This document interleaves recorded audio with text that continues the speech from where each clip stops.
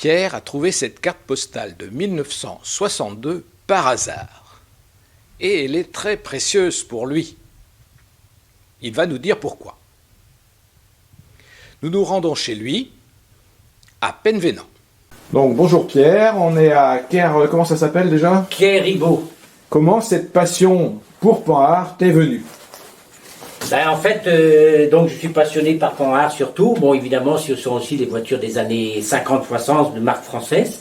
Et en fait, mes parents ont possédé deux Panhard. Donc une première, c'était une Dinazette, mais je ne me rappelle pas, je n'en ai pas de souvenir. Et ensuite, une PL17 modèle 63. Voilà. Et donc cette PL17, c'est cette même voiture que tu viens d'acquérir? En fait, pas tout à fait. Donc moi, le modèle que j'ai acheté, en fait, c'est le modèle Panhard PL17 de juillet 62. Voilà. Ça, c'était exactement celle qu'avait mon père, la même couleur. Voilà. Donc dans ces années 60, Pierre, il y avait sûrement d'autres modèles qui piquaient ta curiosité. Alors, lesquels? Bon, en fait, en France, on avait donc Peugeot, Renault, Panhard et Simca. Voilà. Et Citroën, bien sûr, que j'oublie. Voilà. Donc, par exemple, on part chez Peugeot, on avait la 403. Alors, la 403 date à peu de 1955, qui était une voiture qui était très fiable à l'époque. Chez Citroën, forcément, on n'avait pas grand-chose chez Citroën. On avait la 2 chevaux et la fameuse DS. Voilà. Et donc, comme la marque Panhard avait été rachetée par Citroën, il arrivait par moment qu'on vendait plus de Panhard que de DS. Forcément, ça ne plaisait pas à la marque Citroën. Voilà. Sinon, donc, on a aussi la Ronde que j'aime beaucoup, ce modèle-là également. Donc, ça date des années 50. Hein. Bon, c'est bien avant la PL17 quand même.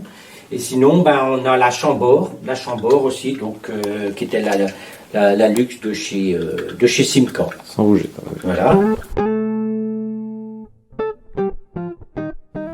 Tout d'abord, déjà, on dit toujours Panhard, mais en fait, au départ, il y avait deux personnes. Donc, il y avait André Panhard, et autrement, il y avait aussi Levasseur. Et c'est pour ça que le modèle PL17, c'est Panhard PL17. Donc, PL, c'est Panhard Levasseur, et 17, c'est l'association de 3 chiffres. Donc, 5 chevaux, 6 litres 100 et 6 places. Voilà. Elle a démarré début des années de 1890 par la commercialisation d'un premier modèle en France.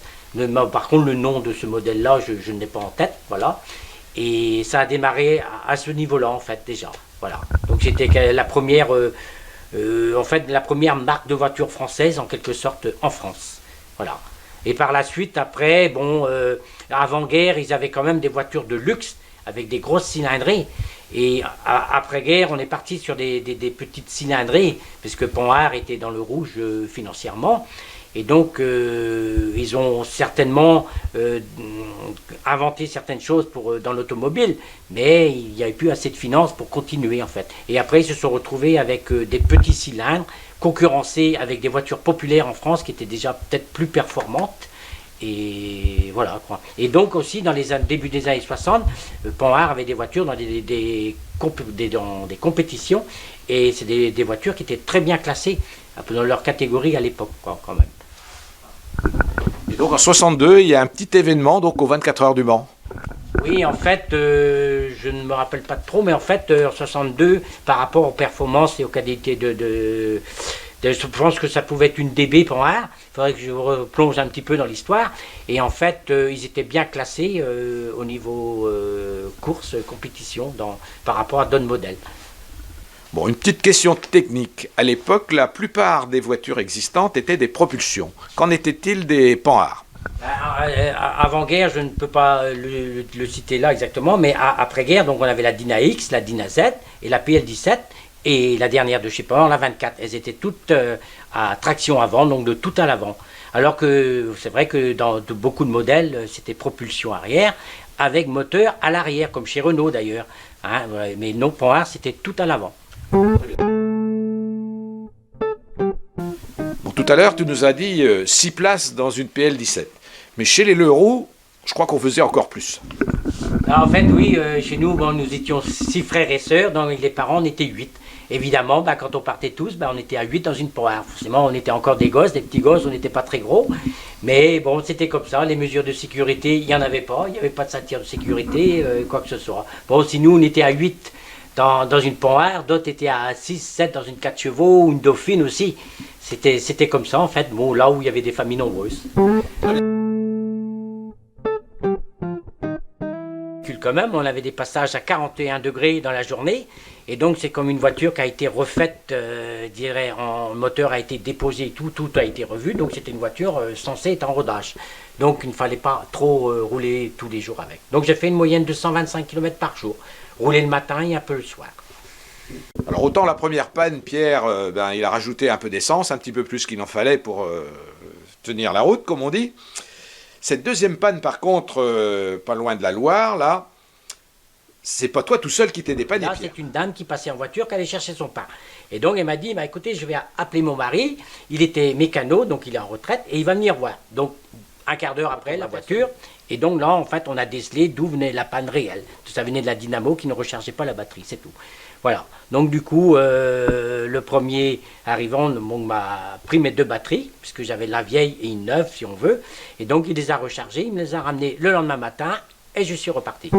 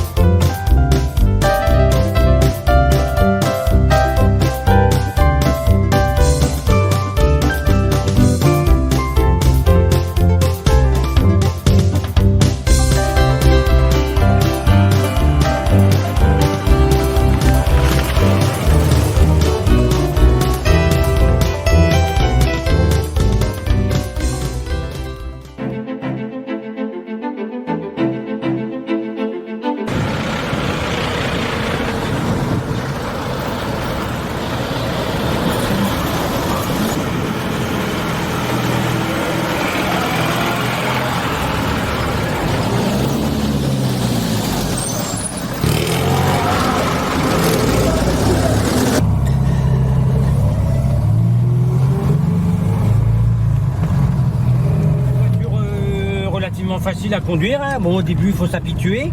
Bon, là c'est partage des vitesses au volant. Ben, les vitesses, il faut les passer doucement, parce que si on essaie de forcer un peu ou faire trop vite, ça passe moins vite.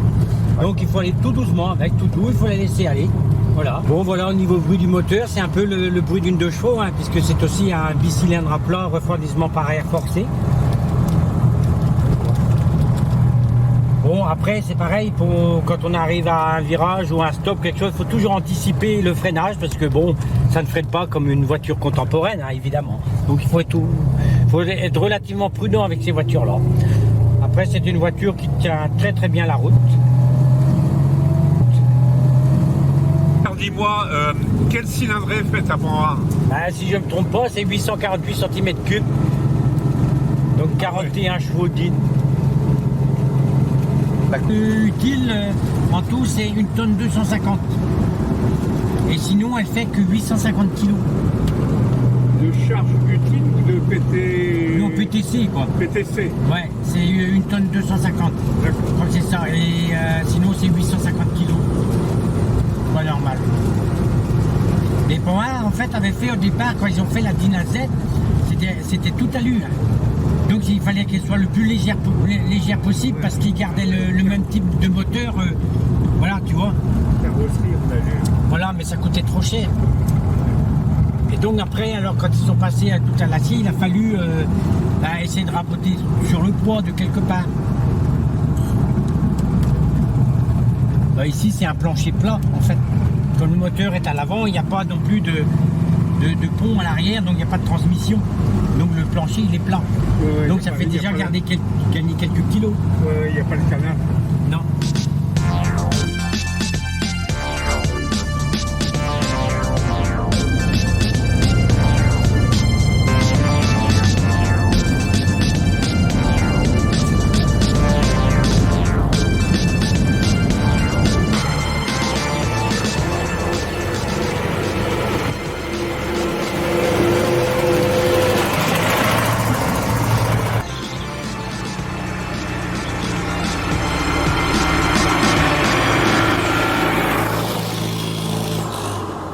Bon, voici une belle journée qui se termine à Locquenvel aujourd'hui.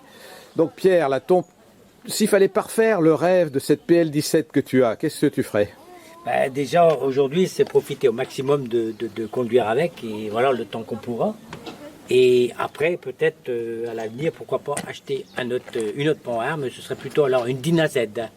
C'est la voiture d'avant, ça? Oui, c'est le modèle qui était juste avant celle-là. En fait. Mais aujourd'hui, avec le futur, c'est-à-dire l'empreinte carbone, est-ce qu'il est judicieux d'avoir au moins 2 voitures et de continuer à polluer la planète, juste pour se faire plaisir? Voilà, c'est une question qui reste posée aujourd'hui. On peut dire que la PL17 que tu utilises aujourd'hui, tu recycles à quelque chose de construit oui, et qui... Oui, évidemment, c'est une voiture, c'est du recyclage, puisque c'est une voiture qui a 59 ans et on roule toujours avec. Alors aujourd'hui, on fabrique toujours des voitures neuves, donc il faut des nouveaux matériaux, il faut tout ce qu'il faut. Alors et ça, c'est déjà là, et on la réutilise, donc c'est du recyclage aussi. Voilà, merci Pierre, et puis peut-être à une prochaine fois. Oui, pour la Dyna Z peut-être, ou une voiture électrique.